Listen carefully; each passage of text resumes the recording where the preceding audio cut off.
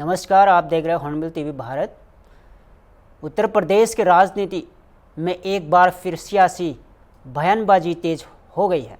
पूर्व मंत्री और अपनी जनता पार्टी के राष्ट्रीय अध्यक्ष स्वामी प्रसाद मौर्य ने योगी आदित्यनाथ सरकार पर कड़ा हमला बोला है। लखनऊ में मौर्य ने कहा कि उत्तर प्रदेश में कानून व्यवस्था पूरी तरह से ध्वस्त हो चुकी है और राज्य अब जंगल राज में बदल चुका है। जिन्होंने आरोप लगाया कि गुंडों और अराजक तत्वों को बोला है और आम जनता खुद को असुरक्षित महसूस कर रही है। मौर्य ने अपने ऊपर हुए हमले को भी सरकार प्रायोजित हमला बताया। उन्होंने कहा कि उन्हें पहले से इस हमले की आशंका थी, इसलिए वे सतर्क थे। उनका दावा है कि बीजेपी के एक नेता द्वारा हमलावर को पैसे देने की बात सामने आई है और इसका प्रमाण सोशल मीडिया प्लेटफॉर्म एक्स पर भी मौजूद है। स्वामी प्रसाद मौर्य ने मुख्यमंत्री योगी आदित्यनाथ से इस पूरे मामले में शामिल राजनीतिक नेताओं के खिलाफ सख्त कार्रवाई की मांग की है। सुनिए।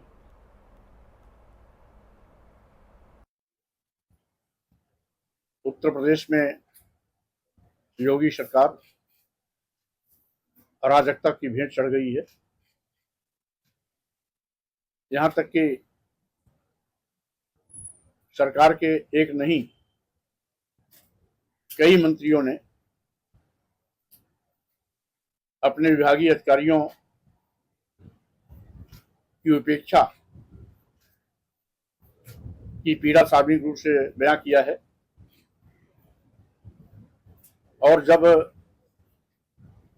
योगी सरकार के मंत्री इस बात का रोना रो रहे हैं कि अधिकारी उनकी बात नहीं सुन रहे हैं, तो आम जनता की उपेक्षा किस हद तक होती होगी, इसका अंदाजा लगाया जा सकता है। आज जब सरकार के मंत्री, सत्ता पक्ष के विधायक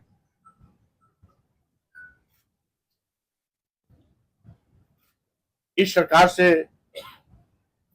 पीड़ित हैं, संतुष्ट नहीं हैं, सत्ता पक्ष के कई विधायक मारपीट के शिकार हुए, लेकिन जो भी विधायक सत्ता पक्ष का मारा पीटा गया वो या तो बैकवर्ड का था या एससी का था। मारने वाले के खिलाफ एफआईआर नहीं दर्ज हुई। ये सरकार के जंगलराज का पराकाष्ठा है। और आज पूरा उत्तर प्रदेश जंगलराज बन गया है। कानून व्यवस्था ध्वस्त हो चुकी है कि पुलिसिया पूछताछ में उन दोनों अभियुक्तों ने इस बात को स्वीकारा है।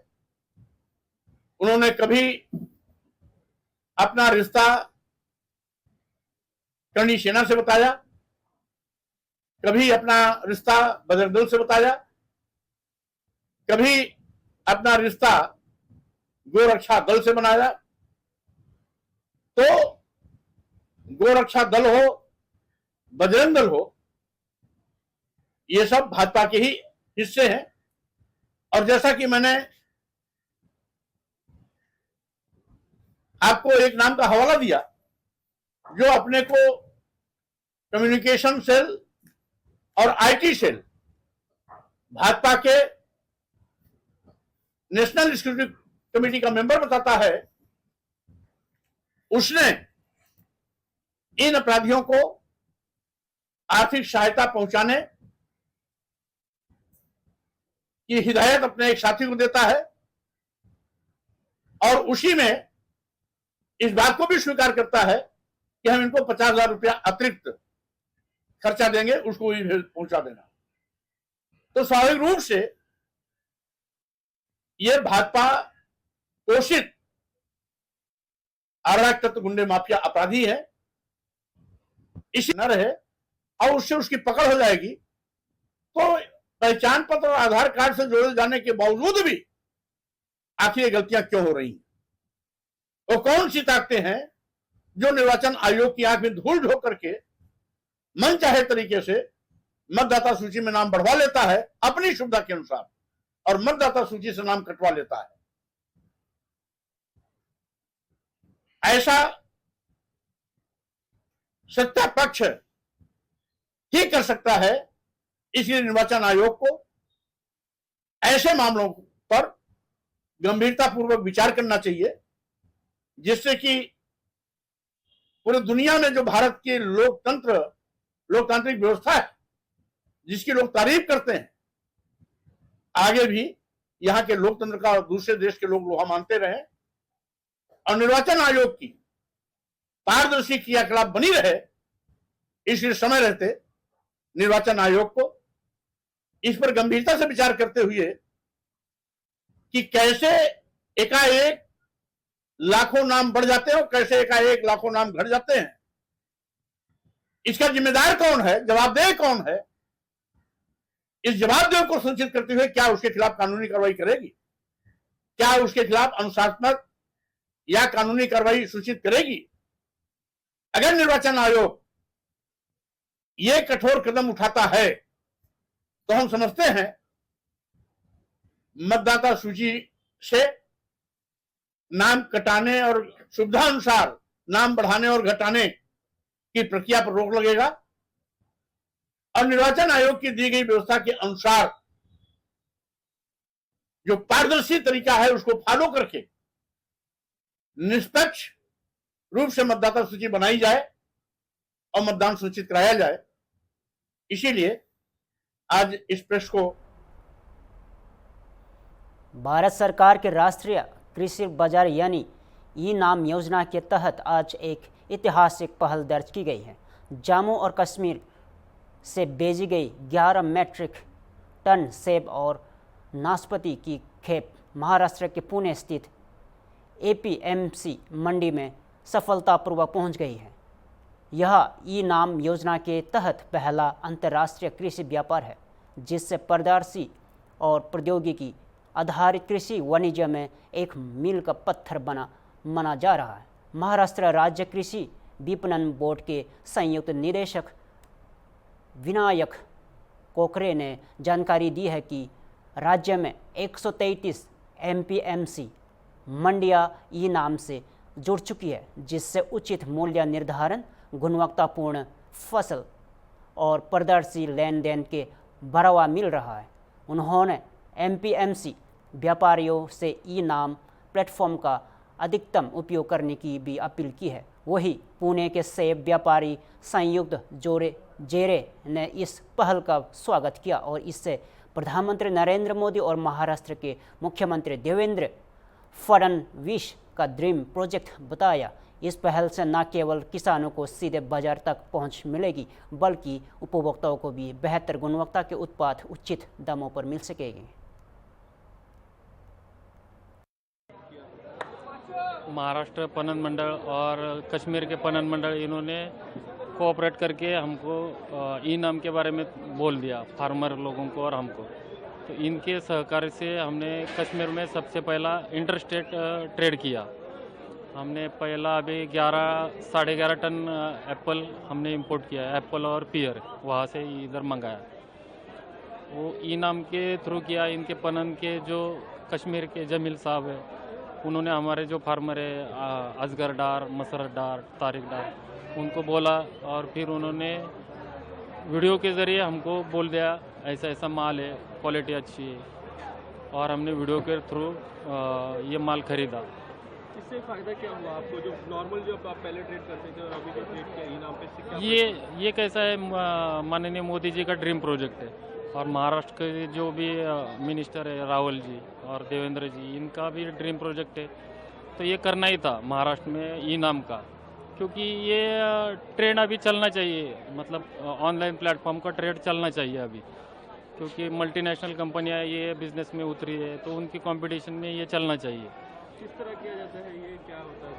ये ऑनलाइन ही होता है और कंपटीशन ज़्यादा होता है। अभी कश्मीर का जो सेलर है उसको अपने गवर्नमेंट ने 1520 एपीएमसी इसके ई नाम के ऊपर रजिस्टर है, तो आसाम का भी ग्राहक उनको मिल जाएगा, कन्याकुमारी का भी मिल जाएगा, महाराष्ट्र का भी मिल जाएगा। लेकिन वो ग्राहक ऐसा होगा ना कि गवर्नमेंट का वो मतलब टेस्टेड रहेगा, उसका लाइव वेरीफाइड रहेगा और ट्रांसपेरेंसी रहेंगे, क्योंकि पेमेंट जाएगा वो गवर्नमेंट के ऐप थ्रू जाएगा, इसके हाँ डायरेक्ट किसान के अकाउंट में जाएगा। तो क्या फर्क पड़ जाए, इससे कि फायदा क्या होगा किसानों को? एक तो किसान का पैसे के बारे में जो फंसाने का जो ये चल रहा है वो चलेगा नहीं, बिचौलिए होते हैं। हाँ जो चोरी होती है वो चलेगी नहीं, और कंपटीशन बढ़ेगी ऑल ओवर इंडिया। अभी कश्मीर का एक फार्मर है, समझे इसका एप्पल का फार्मर है, इसको मैं अकेला हो रहेगा उधर, तो मेरे कंपटीशन में कोई नहीं है। लेकिन अभी कंपटीशन के लिए 1520 एपीएमसी के वहाँ के जो व्यापारी है वो उसके ऊपर रहेंगे, तो कंपटीशन रहेगी। तो उससे क्या होगा, फार्मर लोगों को उसका बेनिफिट रेट मिल जाएगी, तो ज़्यादा फायदा फार्मर को होगा। नहीं हमको भी है ना, वहाँ जाने का खर्चा नहीं, इंश्योर्ड माल मिलेगा, बाकी सब मतलब खर्चे हमारे कम हो जाएंगे जाने का आने का। जब तेज़ी रहेगा बाजार तो तुरंत हम मंगा सकते हैं। और जो ट्रांसपोर्टेशन का खर्चा वो कम होगा। ट्रांसपोर्टेशन का नहीं, हमारा उधर जो जाना आना उधर रहना है वो कम हो जाएगा। हाँ समय की बचत हो जाएगी। और तो दूसरे व्यापारी मेरे हर एक मतलब भारत के व्यापारियों का यही कहना है कि फार्मर एक पूरे साल मेहनत करता है, फार्मर पूरे साल एक मेहनत करता है, उसका ड्रीम रहता है कि मैं समझो ये एप्पल बेचूंगा, लड़की की शादी करूंगा, लड़कों को पढ़ाई कराऊंगा। और व्यापारियों का एक दिन का मेहनत है, एक दिन का मेहनत है, उसका साल का मेहनत है, और व्यापारियों का एक दिन का मेहनत। एक दिन मेहनत आप ईमानदारी से करो, पूरे इंडिया का फार्मर मतलब जो ड्रीम है अपनी गवर्नमेंट का वो पूरा हो जाएगा। सही हाँ उसको अपने और हम अपने ग्रंथों में भी लिखा है कि शेतकरी सुखी तो जग सुखी। हाँ फार्मर सुखी रहेगा तो पूरा वर्ल्ड सुखी रहेगा, ऐसा। केंद्र शासन की जो इनाम योजना है उसकी योजना की तरफ से हमने महाराष्ट्र में 133 एपीएमसी इनाम में कवर की में जोड़ दिए है। अभी ये जो ट्रक आया है कश्मीर से, ये कश्मीर से 11 मेट्रिक टन सेब और पियर्स लेके आए। इसका हम इनाम से यहाँ के जो झंडे बंधु खरीदार है उन्होंने इनाम से खरीदी किया है, और यहाँ से हम ये झंडे बंधु कश्मीर को केली भेज रहे इनाम की तरफ से, इनाम की तरह से। और ये जो एक अच्छी एक्टिविटी शुरू हो गई महाराष्ट्र में कि कश्मीर से यहाँ फल आ रहे हैं। महाराष्ट्र के विपणन मंत्री माननीय श्री जय कुमार रावल साहब जी का भी यही आग्रह है कि इनाम से ज़्यादा बाजार एपीएमसीज में मंडी में ज़्यादा से ज़्यादा इनाम से व्यवहार हो। इस इनाम के लिए हमारी जो टेक्निकल सपोर्ट है वो महाराष्ट्र एग्रीकल्चर मार्केटिंग बोर्ड पणन मंडल ने दिया है, और हमारे जो एमडी साहब है संजय कदम साहब, उनका भी इसमें ज़्यादा सहयोग रहा है। मैं सभी एपीएमसी की ट्रेडर्स को अपील करता हूं कि ज़्यादा से ज़्यादा व्यवहार हम इनाम से करेंगे तो चलेगा। इनिशिएटिव किस तरह व्यापारियों को और किसानों को फायदा होता है? फ़ायदा होगा इसमें क्या होता है कि जो प्राइस डिस्कवरी है वो तो अच्छी रहेगी इसमें, क्योंकि क्वालिटी का एश्योरेंस भी दिए या जो सप्लाई करने वाले हैं या वहाँ से जो सप्लाई करने वाले उसके भी जिम्मेदारी बनती है कि वो ज़्यादा से ज़्यादा अच्छी क्वालिटी भेज दे। जो एश्योर किया है quality is the important also, और जो व्यवहार जो होगा वो फुल्ली ट्रांसपेरेंट रहेगा और डिजिटल ट्रांजेक्शन रहेगा। कोई टारगेट रखा गया अगर पुणे एपीएमसी की बात करें? पुणे एपीएमसी के टारगेट के अभी तो प्रयास उनका शुरू हुआ है, लेकिन टारगेट तो सभी एपीएमसी जो महाराष्ट्र में 133 अभी चालू है उनकी तरफ से भी हम सबको अपील करते हैं कि ज़्यादा से ज़्यादा व्यवहार एपीएमसी में इनाम की तरफ से हो जाए। Thank you.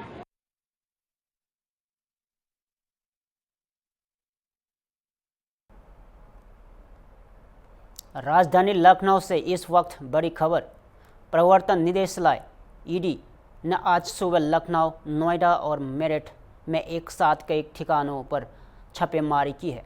यहां कार्रवाई निकंद जैन से जुड़े रिश्वतखोरी के मामले में भी की जा रही है। लखनऊ के गोमती नगर के विशालखंड A245 पर छापा मारा गया, जो निकंद जैन के करीबी सौरभ सेठ का आवास है।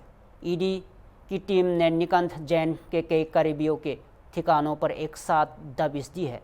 यहाँ छापेमारी रिश्वतखोरी और मनी लॉन्ड्रिंग की जांच के तहत की जा रही है।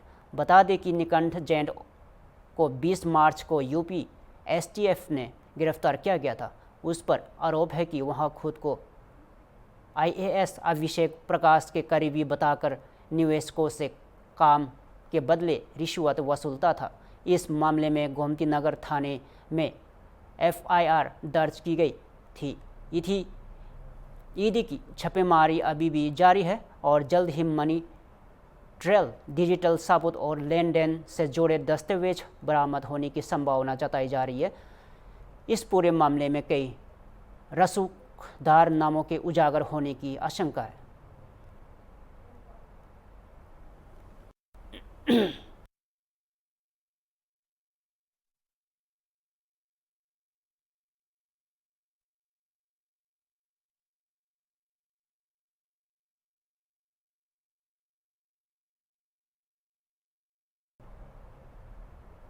फिरोजाबाद से रिश्तों को शर्मसार करने वाले एक दर्दनाक वारदात सामने आई है, जहां एक पारिवारिक विवाद ने हिंसक रूप ले लिया। थाना नारखी क्षेत्र के गाड़ी पुरानी गांव में शराब के नशे में धुंध बड़े भाई ने अपने छोटे भाई को गोली मार दी, जिससे इलाज के दौरान उसकी मौत हो गई। फिलहाल पुलिस ने मामले में गंभीर धाराओं में केस दर्ज कर आरोपी को तलाश शुरू कर दी है। बताया गया है कि जल्द ही गिरफ्तारी की जाएगी। परिवार में मातम पसरा है और गांव में इस वारदात को लेकर गहरा आक्रोश है। फिरोजाबाद के थाना नारखी क्षेत्र के गड़ी पुरानी गांव में पारिवारिक विवाद ने खूनी मोड़ ले लिया। शराब के नशे में धुत बड़े भाई ने अपने छोटे भाई सोनू को सिर में गोली मार दी। गोली लगते ही सोनू लहूलुहान होकर गिर पड़ा। सूचना मिलते ही पुलिस मौके पर पहुंची और सोनू को फिरोजाबाद के सरकारी ट्रॉमा सेंटर भिजवाया गया। हालत गंभीर होने के कारण उसे आगरा रेफर किया गया, जहां इलाज के दौरान उसकी मौत हो गई। परिजनों का रो रो कर बुरा हाल है। पुलिस ने हत्या का मुकदमा दर्ज कर लिया और आरोपी की तलाश में टीमें गठित की गई हैं।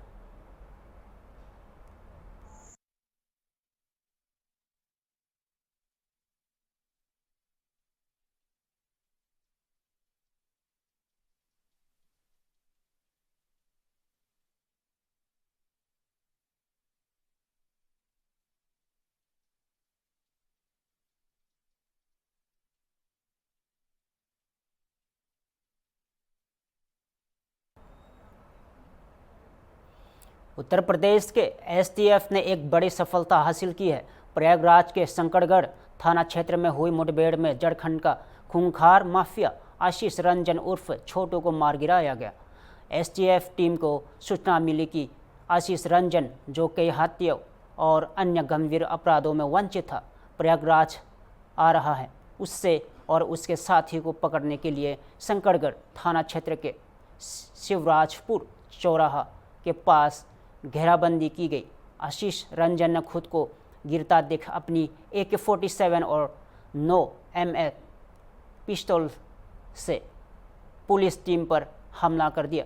जवाबी कार्रवाई में एसटीएफ ने उससे मार गिराया। मुठभेड़ के दौरान आरोपी के पास से AK-47 पिस्तौल और भारी मात्रा में कारतूस बरामद हुए। यह मुठभेड़ उत्तर प्रदेश पुलिस और एसटीएफ की सक्रियता और तत्परता का उदाहरण है। ऐसे अपराधियों पर कड़ी कार्रवाई पर प्रदेश के सुरक्षित बनाया जा रहा है।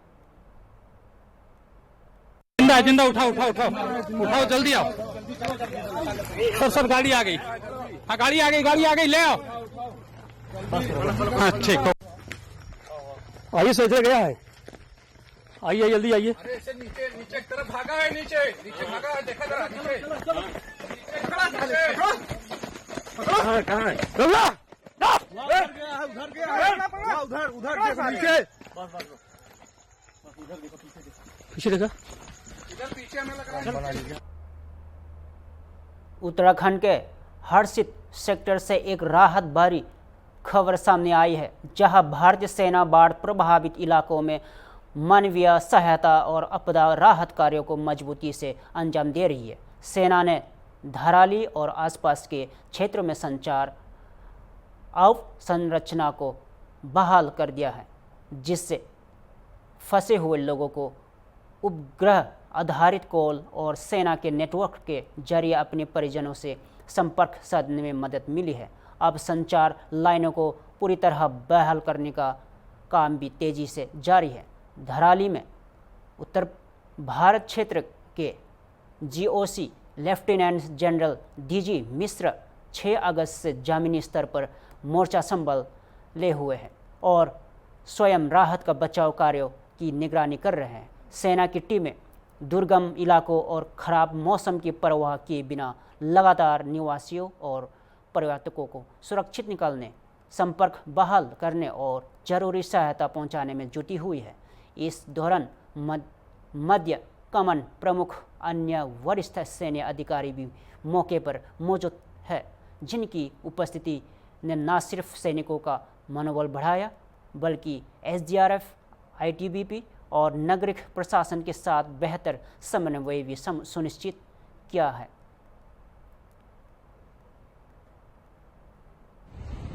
Jai Hind, as you are aware that for the last 3 days we have been working with a focused direction to provide search and rescue operations here and carry out basic provision of amenities to the locals of Dharali, where an avalanche had come, a mudslide had come on 5th. The present focus remains on getting the tourists out who were stuck at Gangotri.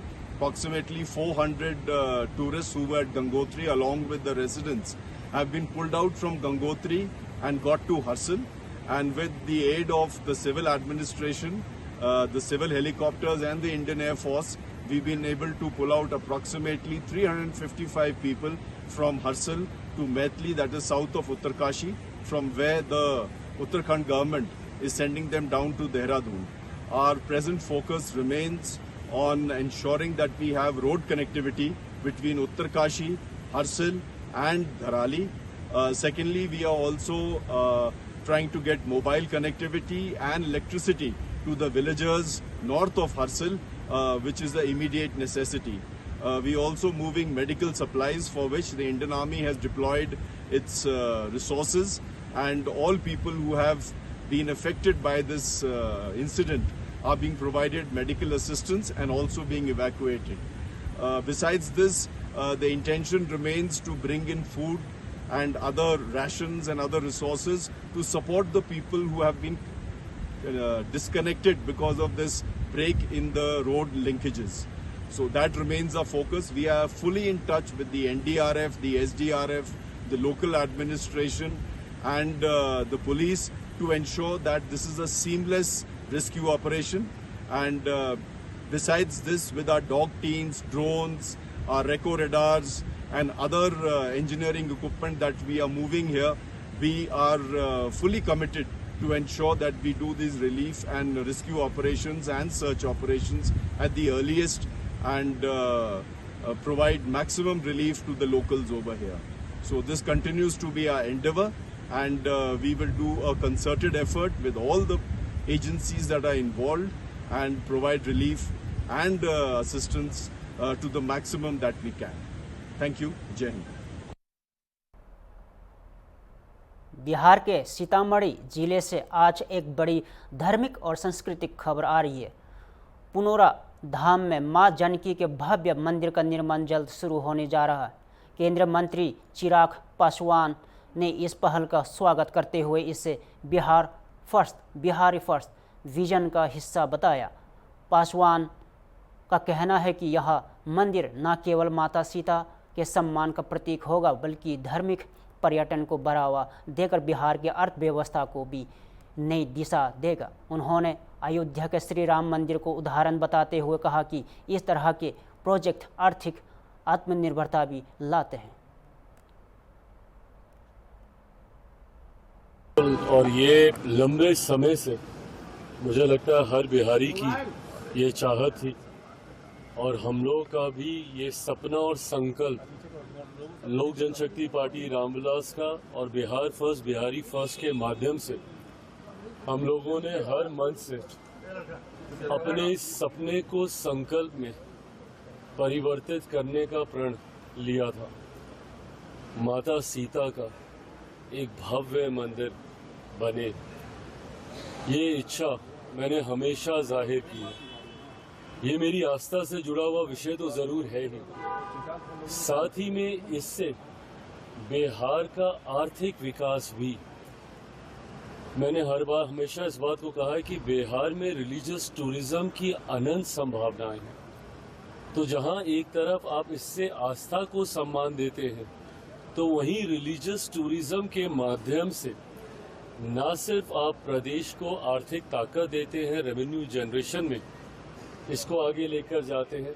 Uttar Pradesh इसका उदाहरण है। अयोध्या में जिस तरीके से भव्य राम मंदिर के निर्माण के बाद किस तरीके से वो पूरा क्षेत्र आत्मनिर्भर हो गया, उसी तरीके से मैं ये मानता हूँ कि बिहार के राजस्व को बढ़ाने की दृष्टि से भी ये एक ऐतिहासिक फैसला होगा। और करोड़ों की आबादी ऐसी है जो माता सीता पर विश्वास रखती है, आस्था रखती है। मैं खुद उनमें से एक हूँ। तो मेरे जैसे श्रद्धालुओं के लिए, भक्तों के लिए तो कल का दिन एक बहुत अत्यंत शुभ दिन है। ऐसे में केंद्र सरकार और बिहार सरकार के द्वारा लिया गया ये फैसला, गृह मंत्री जी स्वयं कल आ रहे हैं, कल वहाँ पे पूजा का भी कार्यक्रम है और उसके बाद मंच से गृह मंत्री जी और तमाम एनडीए के नेता भी अपनी बातों को रखने का कार्य करेंगे। और मैं मानता हूँ कि बिहार के लिए ये एक बड़ी चीज़ कल होने जा रही है। फिलहाल के लिए इतना ही। ताज़ा खबरों के लिए जुड़े रहे हॉर्नबिल टीवी भारत के साथ।